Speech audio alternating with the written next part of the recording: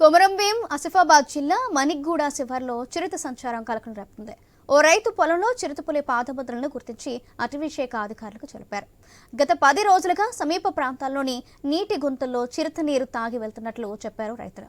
అయితే చిరుత సంచారంతో పొలాలకు వెళ్లలేకపోతున్నామని స్థానికులు ఆరోపించారు. స్థానికులు రైతులను అప్రమత్తంగా ఉండాలని ఫారెస్ట్ అధికారులు సూచించారు.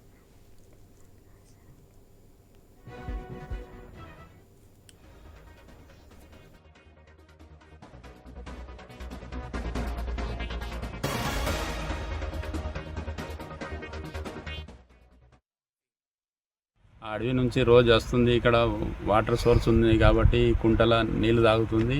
పక్కన కెనాల్ ఉంది, కెనాల్లో పోయి పడుకుంటుంది. మళ్ళీ సాయంత్రం లేకుంటే మార్నింగ్ వస్తుంది.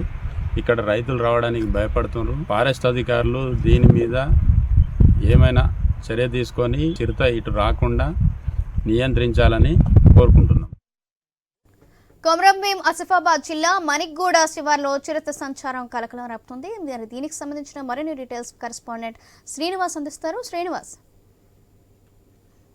ఆసిఫాబాద్ జిల్లాలో ఓవైపు పులులు చిరుతపుల్ల సంచారంతో అయితే అటవీ సమీప గ్రామాల ప్రజలైతే ఆందోళన చెందుతున్న పరిస్థితులు అయితే ఉన్నాయి. ఇప్పటికే ఇటికేల పహాడ్లో తిష్ట వేసిన పులి ఇటికేల పహాడ్తో పాటు ఇటు తెలంగాణ మహారాష్ట్ర సరిహద్దున ఉన్నటువంటి మాకోడి వద్ద రైల్వే పట్టాలను గత వారం రోజులుగా దాటుతున్న పరిస్థితులు అయితే మనం చూసాం.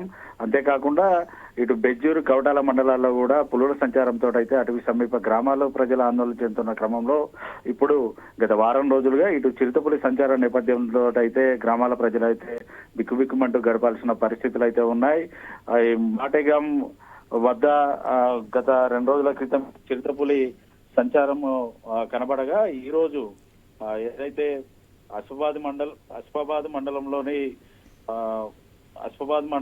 ఇటు మళ్ళీ చిరుతపులి సంచారంతో అయితే ఇటు సమీప గ్రామాల ప్రజలైతే ఆందోళన వ్యక్తం చేస్తున్న పరిస్థితులు అయితే ఉన్నాయి.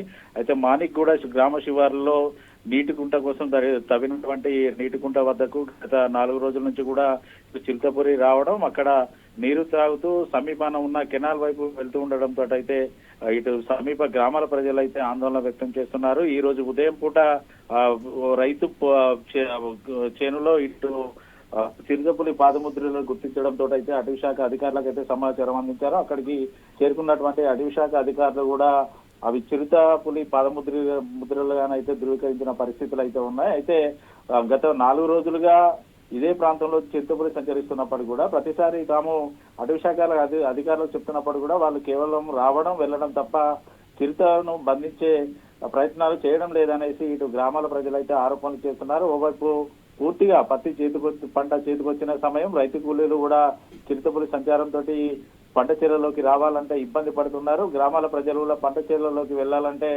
ఇబ్బంది పడుతున్న పరిస్థితులు ఉన్నాయి. గ్రామస్తులు చెప్తున్న పరిస్థితులు అయితే ఉన్నాయి. కేవలం అటవీ శాఖ అధికారుల నిర్లక్ష్యం వల్లనే తాము పంట చేలలోకి వెళ్లలేని పరిస్థితులు ఉన్నాయి.